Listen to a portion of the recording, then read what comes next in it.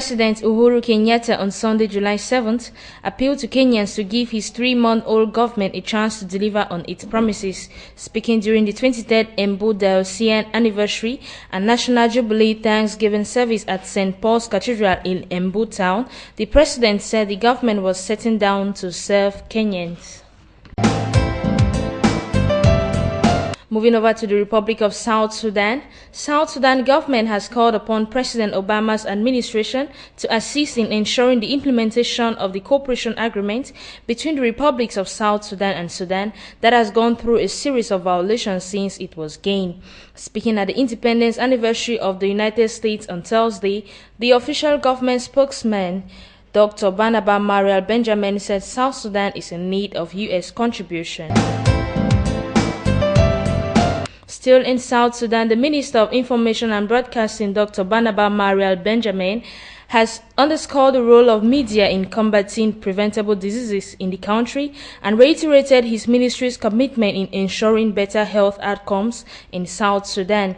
Dr. Benjamin emphasized that a lot of resources that should have gone to much-needed developmental programs are being channeled by the government and other agencies to fight diseases. Now moving over to the Republic of Ghana, Vice President Kwesi Bekwe Amisetu on Sunday, July 7th, noted that equitable distribution of the wealth and social amenities of nations are essential to arrest the unrest and conflicts that are challenging Africa's development. Ghana Regain, the government of Ghana is to increase power generation capacity to 5,000 megawatts under the power sector by the year 2016. This was made mention by the Minister for Energy and Petroleum, Honorable Emmanuel Amakofi-Bua. Outlining further programs envisaged by the ministry, he noted that a non-congested transmission system was to be developed by the year 2015. In Liberia, the official webpage reveals that on Friday, July 5th, the Liberian cabinet chaired by President Ellen Johnson Sirleaf held a day-long retreat in C. Cecil Dennis Auditorium of the Ministry of Foreign Affairs. According to an executive mansion release, the cabinet received reports and recommendations from various ministries and agencies of the government. The Republic of Zambia, former Patriotic Front praise singer Dan Pule has hinted at plans to form another political party after being let down by President Michael Satta's leadership style. Pule, whose Party for Unity, Democracy and Development (PUDD) entered a loose marriage with the PF party, has advised President Satta to apologize for the Patriotic Front's cadres' attacks on congregants at Matero's Bible Gospel Outreach Church during a Black Friday indoor prayer meeting. We kick off from Equatorial Guinea. The government portal of this country reveals business management course. The course was organized by the World Bank and funded by the government of Equatorial Guinea through the Ministry of Finance and Budget. It was attended by college graduates as well as administration officials and directors general of public and state companies. Still in Equatorial Guinea, audience of the President of the Republic. The head of state, His Excellency Obiangwema Mbazogo, has granted an audience on Monday in an official delegation of the Republic of Angola in the People's Palace of Malabo. The meeting was attended by the Minister of Foreign Affairs and Cooperation, Agapito Mba Mokwi, and the Minister of State for the Government Presidency for Regional Integration, Baltasa Ngoga Edjo.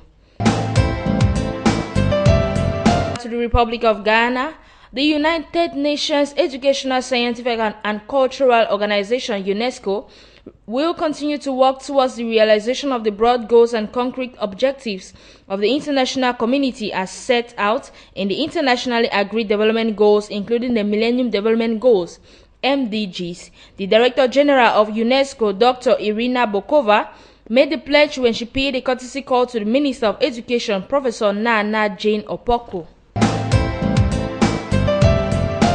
In Ghana Regain, President John Dramani Mahama on Monday, July 9th, called for a closer collaboration between Ghana and the UNESCO to harness the tourism potentials of the country.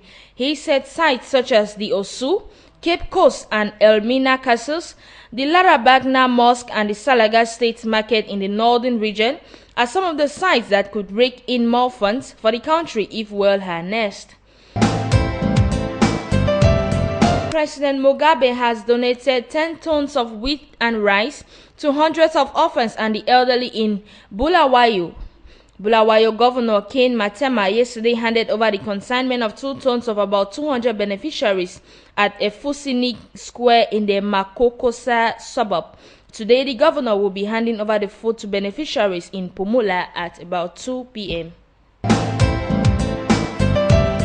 Illegal economic sanctions regime has cost Zimbabwe at least $42 million since the year 2001, with negative effects on vulnerable groups that saw their livelihoods decline to pitiable levels.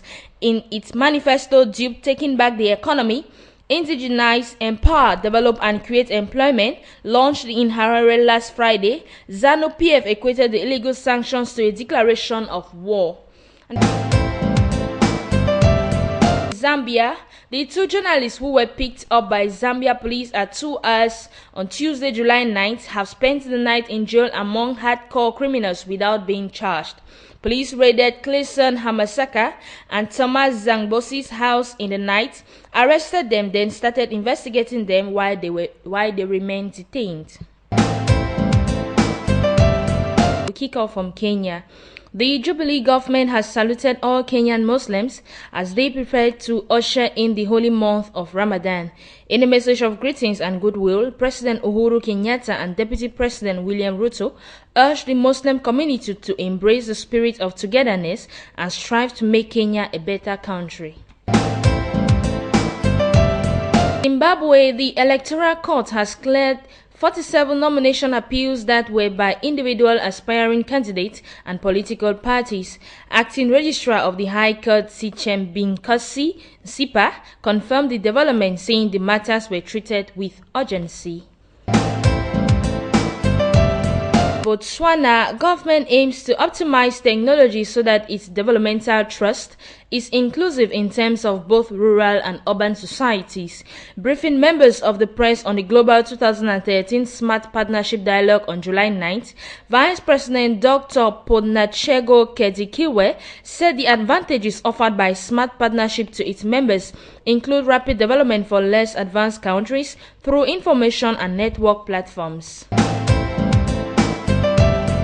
In South Sudan, thousands of South Sudanese braved the sun in Nairobi and celebrated the second independence anniversary of their country in a colorful ceremony held at the Railways Club in Kenya's capital city.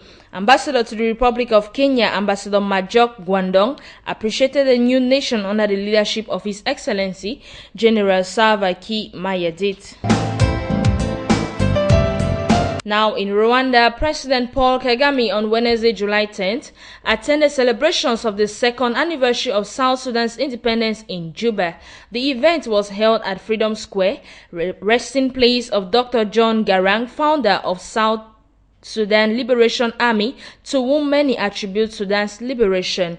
President Kagame said that the independence was an opportunity for further regional and continental integration. In Equatorial Guinea, the President of the Republic, His Excellency Obiang Mbazogo, granted an audience on Tuesday at the People's Palace to the Minister of Foreign Affairs and Cooperation of the Islamic Republic of Mauritania, Hamadi Ould Baba, Special Envoy of the Mauritanian President Mohamed Ould Abdel Aziz. The Popular Republic of China and Equatorial Guinea on Monday, July 8th, signed an agreement on cooperation in the technical and economic sectors. The headquarters of the Ministry of Foreign Affairs and Cooperation was the venue for the signing of the Economic and Technical Cooperation Agreement.